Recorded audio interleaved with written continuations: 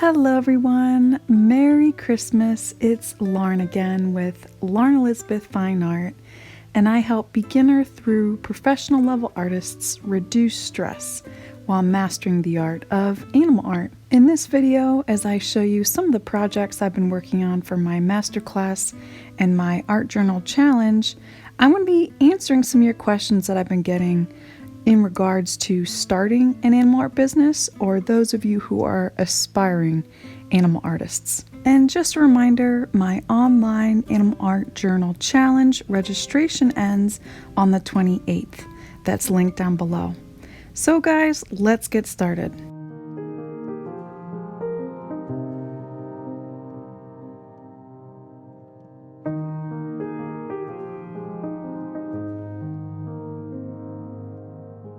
I recently posted on Facebook and Instagram just asking for your questions, and I got some really good juicy questions all pertaining to animal art business, and I really appreciate them, guys. So the first one is, at what point do I know when to start accepting commissions? I respond to this question usually the same way I respond to people when they ask me, when am I ready to start my art business?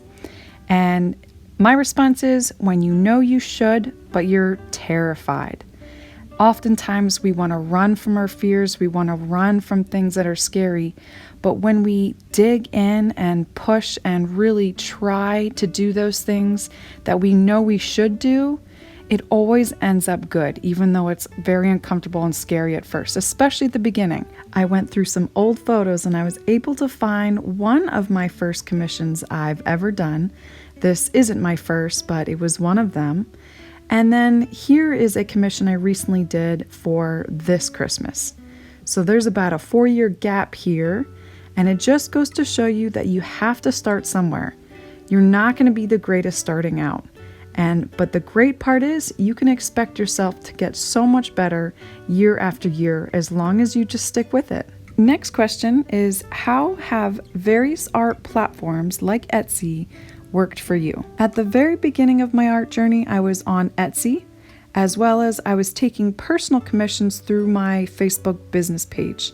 And I just want to note here, I wasn't selling my original paintings pretty much at this point, except for in art shows and fairs. I was just doing commissions. That was my main source of income starting off. So I can't really speak for those of you who are trying to just sell your artwork online, except for later on, I'll get to that. So I didn't like Etsy because of how much it's mainly a crafters platform.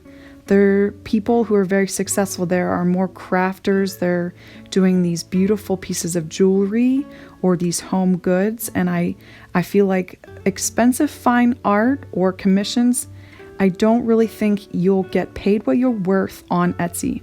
I was competing with so many other artists and I had to lower my prices way too much. And I felt like that was unfair.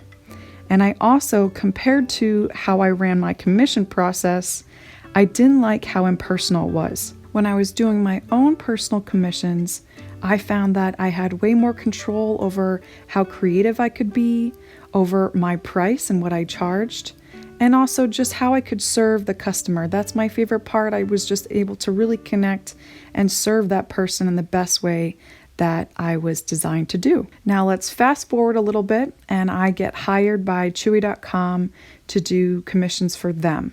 And so I stopped my Etsy. I was still taking my personal commissions, but not as many. And I was primarily working for Chewy.com. So this really built up my skills. It forced me to work really fast because I had to complete at least 10 paintings a week.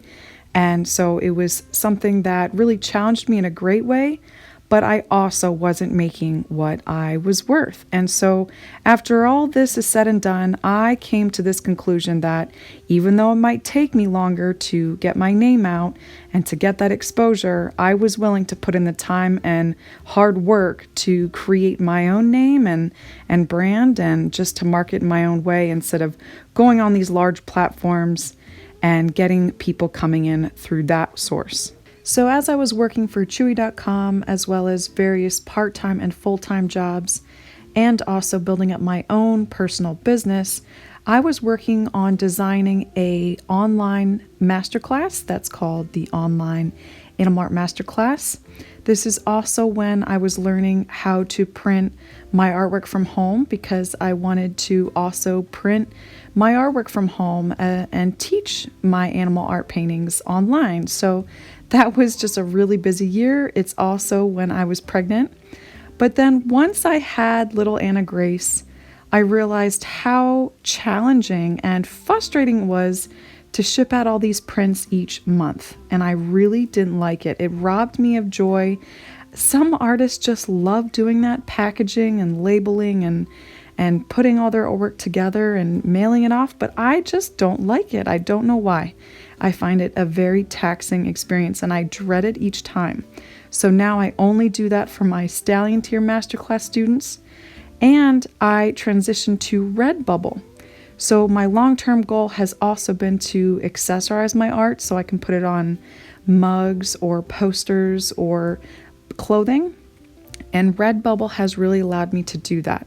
Redbubble is another art platform that's free to start, and you definitely can make a profit from that platform. And it has solved my main problem, which is I don't like to ship and package. It does all that for me, and it accessorizes my art. And I really, really love how it can very easily upload my artwork and then they just take care of the rest and I get paid for it. So I'm so thankful for starting that this year. Now, if I had to rate my experience and also kind of gauge the experience of my customers on a scale of 1 to 10, 1 being awful, 10 being fantastic, I would say between a 7 and an 8, right between there.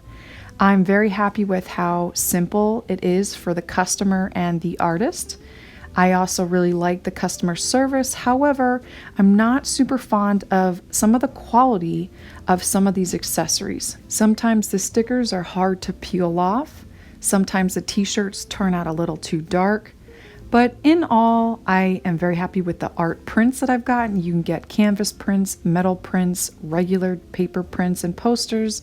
And I've been happy with those, but sometimes the clothing hasn't been up to my standards. All right, next question is, how did you find your style and how long did it take you? So the best piece of advice that I can give you that I got from multiple successful business people and my mentor is to specialize. You're not trying to pull in and attract everyone. You're only trying to serve a specific audience. So the more specific you can get in your purpose and your style and your subject matter and your technique, you will be more searchable. You will be able to more easily pinpoint the right people. So after I learned that, I was actually working full-time as a nutrition consultant in Jenny Craig. You might have heard of it. I was actually quite stressed out. Long story, it was a very toxic environment at work. I adored my customers, so I really worked hard for them. But I found that I would come home every single day after work and spend most of the weekends just painting my heart out, just trying to relieve stress. And that's when I pinpointed my artist style. And I was purposefully trying to figure out what I most loved to paint, what was so original about me, and what I stood for. So that's when I was able to paint The Wolf You Feed, Breaking Strongholds, Your Majesty. These are my favorite paintings with the two-toned eyes and the vibrant colors and that layering technique that I like to do. And that just came out of being intentional, but also allowing my heart to shine in my art, not trying to control it, really just letting it pour out.